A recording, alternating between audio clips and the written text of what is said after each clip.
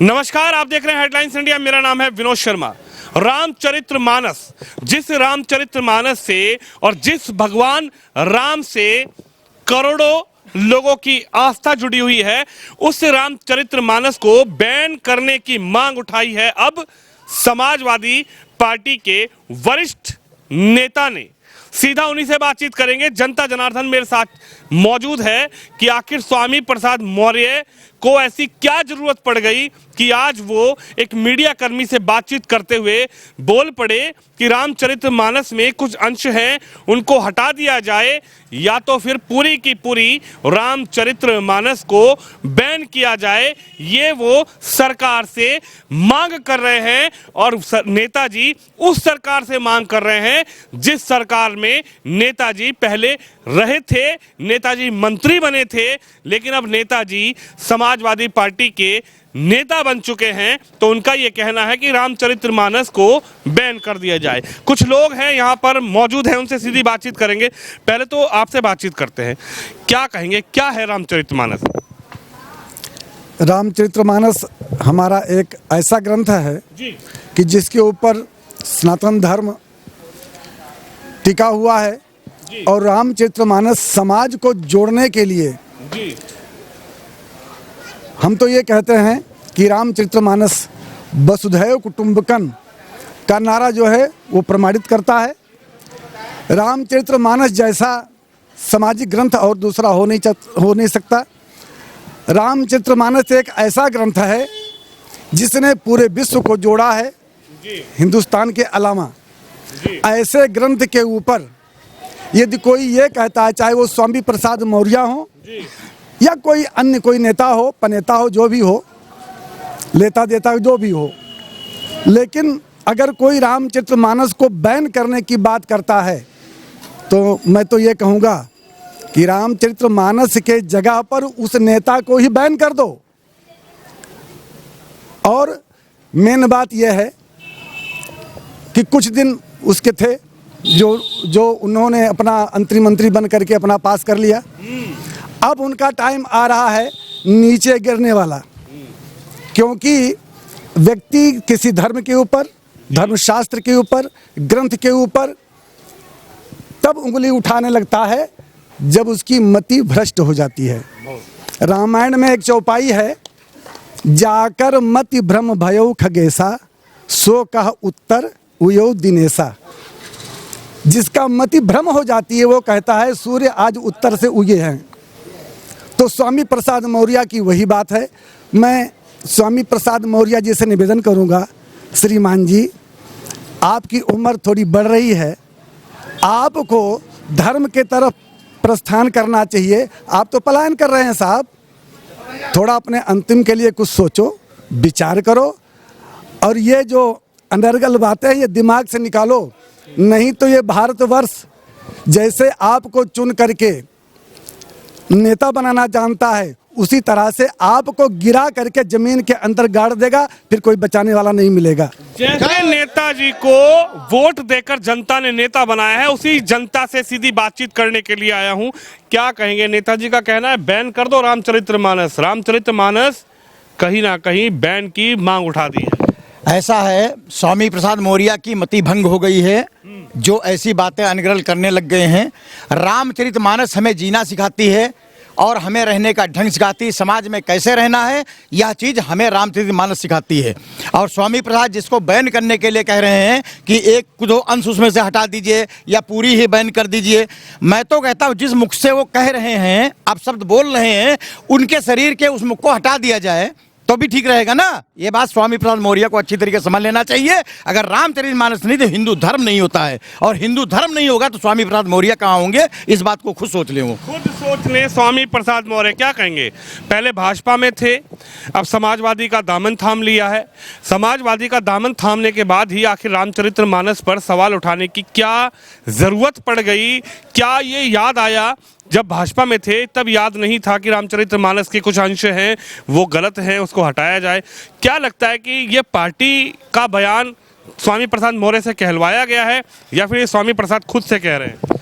मुझे तो लगता है उनके बयान सुनकर कि जब वो भाजपा में थे तो अब यहाँ से भाजपा से जाने के बाद जिस पार्टी में वो गए हैं शायद उसी पार्टी की सोच विचार उन्होंने रखी है और उन्होंने ये बातें कही हैं। तो क्यों जो शीर्ष नेता है उनका जो शीर्ष नेतृत्व है उन्होंने क्यों उस पर उनके बयान पर कटाक्ष से अपने वो दिए क्यों नहीं। ये जो भी पार्टियां हैं, कभी तो बिहार से चंद्रशेखर जी रामचंद्र मानस के बारे में उल्टा सुल्टा बोलते हैं और कभी स्वामी प्रसाद जी हमारे धर्म के खिलाफ बोलते हैं।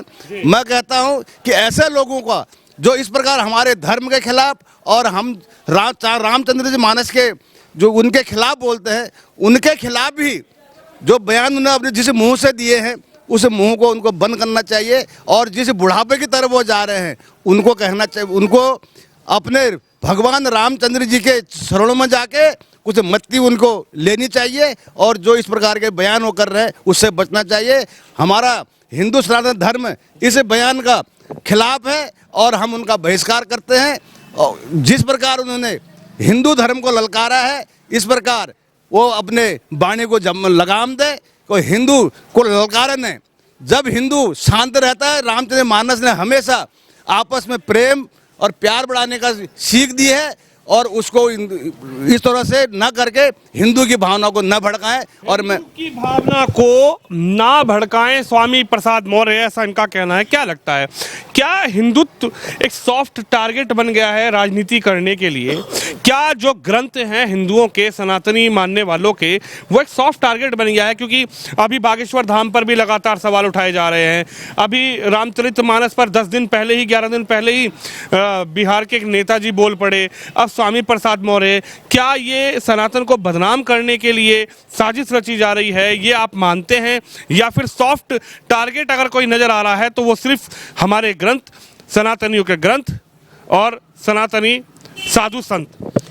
ये वही चीज है, क्योंकि हम जो हिंदू हैं, हमारे जो संस्कार हैं, हमें जो ग्रंथ हैं, हम उन ग्रंथों को पढ़ते हैं। मैं ऐसे व्यक्ति का नाम नहीं लेना चाहता हूं, मैं इनको सफोला कहता हूं, जिनको किसी के ग्रंथ के बारे में, किसी के धर्म के बारे में ऐसा कहना शोभा नहीं देता है। इस तरीके से अगर कोई आदमी बयान देता है, हम सड़कों पर उतरेंगे, उसका विरोध करेंगे जहां तक हो सके। हमें अगर हमारे ग्रंथ के बारे में, अगर हमारे धर्म के बारे में किसी ने ललकारा, हम ईंट का जवाब पत्थर से देंगे। जय श्री राम। ईंट का जवाब पत्थर से देंगे। बाबूजी, आपकी कितनी उम्र होगी? 76 साल। 76 साल। नाम है बीबी तिवारी। तिवारी जी, ब्राह्मण हैं आप? हाँ? जी। एक बात बताइए, ये रामचरितमानस पर सवाल क्यों उठाए जा रहे हैं? आखिर क्या इसमें नजर आता है? देखिए, रामचरितमानस में वही व्यक्ति सवाल उठा सकता है। लिखा हुआ है कि विनाश काले विपरीत बुद्धि, जिसका विनाश तय कर देते भगवान, उसकी बुद्धि भ्रष्ट हो जाती है। और ये सनातन धर्म जो सबसे बड़ा धर्म है हमारा, हिंदुओं के लिए सबसे बड़ा धर्म है। यही नहीं, रामचरितमानस की पढ़ाई इंडोनेशिया में भी होती है। जाकर वहाँ देखिए मंदिर में आप, सुबह सुबह जो हनुमान चालीसा का पाठ होता है, रामचरितमानस की चर्चा होती है। हम तो हिंदू हैं और भारतवर्ष में रहते हैं, यहाँ पर भैन लगाना स्वामी प्रसाद मौर्य के लिए अच्छी बात नहीं है। उनका विनाश होना है, इसलिए उनकी भगवान ने बुद्धि भ्रष्ट कर दिया है। जय श्री राम। यानी विनाश होना, इसलिए बुद्धि भ्रष्ट हो गई। बुद्धि भ्रष्ट हो गई। बुद्धि भ्रष्ट हो गई। सर, आप क्या कहेंगे, जब इंसान मरता है इस हिंदुस्तान के अंदर, तो जब उसको लेकर जाते हैं, अंतिम उसकी यात्रा होती है, तो ये कहा जाता है राम नाम सत्य है। लेकिन राम के नाम पर सवाल उठाना, कभी राजनीतिक दल कहते हैं कि राम का अस्तित्व ही नहीं था, राम थे ही नहीं, कांग्रेस का ये कहना था। कभी कहा जाता है कि राम का जो रामचरितमानस है उसको बैन कर दिया जाए। क्या ये राजनीति के तहत किया जा रहा है? क्या ये सॉफ्ट टारगेट बनाया जा रहा है? इससे समझ क्या आ रहा है? जैसे बाकी वक्ताओं ने बताया था, रामचरितमानस के विषय में कुछ भी बोलना हमारे धर्म के प्रति सबसे बड़ा आघात हुआ है। इस आघात को, उसको हम जमीन के ऊपर प्रदर्शित करना चाहते हैं। और प्रदर्शित करने का जो हम लोगों ने तय किया है कि खोड़ा के अंदर करीबन 100 स्थानों पे स्वामी प्रसाद मौर्य की पुतला का दहन किया जाएगा। और मार्च की होली हम उसी दिन मनाएंगे जिस दिन इनका पूरा दहन किया जाएगा। दूसरा, जैसा कि बोला है कि हम ये मांग करेंगे कि इस विषय में इनके ऊपर एफआईआर प्राथमिकी लगाई जाए और इनको अरेस्ट किया जाए धर्म विरोधी बातें करने के लिए। जहाँ तक राजनीति का सवाल है, इस व्यक्ति के बारे में इसकी क्रेडिबिलिटी शून्य है इस समय, क्योंकि ये आदमी हर पार्टी में घूमता था। इनका एक रूप और आप अगर देखेंगे तो वह अर्बन नक्सल का है, शहरी नक्सली हैं ये। इनको किसी भी हालत में देश के प्रति कोई प्रेम नहीं है। ये अपना व्यक्तिगत स्वार्थ और अपना राजनीतिक प्रमोशन के लिए कि हम किस तरीके से उन्नत हों कुछ भी बोल सकते हैं। जो जमीन पे आज से हम शुरू करेंगे और आज से इसी स्थान से पहला पुतला जलाया जाएगा। पप्पू त्रिपाठी और सब लोगों ने यहाँ पर ये तय किया है और तिवारी जी ने कि हम लोग करेंगे और आज से 100 जब तक नहीं पूरे होंगे तब तक ये कार्यक्रम चलता रहेगा। रामचरितमानस पर जैसे ही नेताजी बोल पड़े तो जनता ने जवाब देना शुरू कर दिया है और जनता ये जवाब दे रही है कि स्वामी प्रसाद मौर्य जी, आपने जो कहा है उस पर कहीं ना कहीं जो सनातन धर्म को मानने वाले लोग हैं, जो राम को मानने वाले लोग हैं, उनका मन, उनकी आत्मा आहत हुई है। आप लोग युवा हैं, क्या आप भी रामचरितमानस पे विश्वास रखते हैं? आप भी भगवान राम में विश्वास रखते हैं? क्या कहना चाहेंगे जो नेताजी ने इस बार जवाब दिया है, बयान दिया है? मैं तो इतना ही कहना चाहूँगा, ये स्वामी प्रसाद मौर्य ने जो भी हमारे रामचरितमानस के बारे में बोला है वो बहुत ही गलत बोला है। उन्हें ऐसा नहीं बोलना चाहिए था, उसका हम बहुत विरोध करते हैं। और आज से कुछ दिन पहले बिहार के शिक्षा मंत्री चंद्रशेखर जी ने भी हमारे धर्म पे और ग्रंथ पे ऐसी बयानबाजी की थी जिसका हम पूर्ण विरोध करते हैं और मतलब इस बात में बिल्कुल समर्थन नहीं करते। इन्हें किसी ने नेता बना दिया इन लोगों को। ये लोग ऐसी भाषा का प्रयोग करते हैं, समाज में क्या मैसेज जा रहा है? ये हमारे सनातन धर्म को नीचा दिखाने का प्रयास करते रहते हैं निरंतर।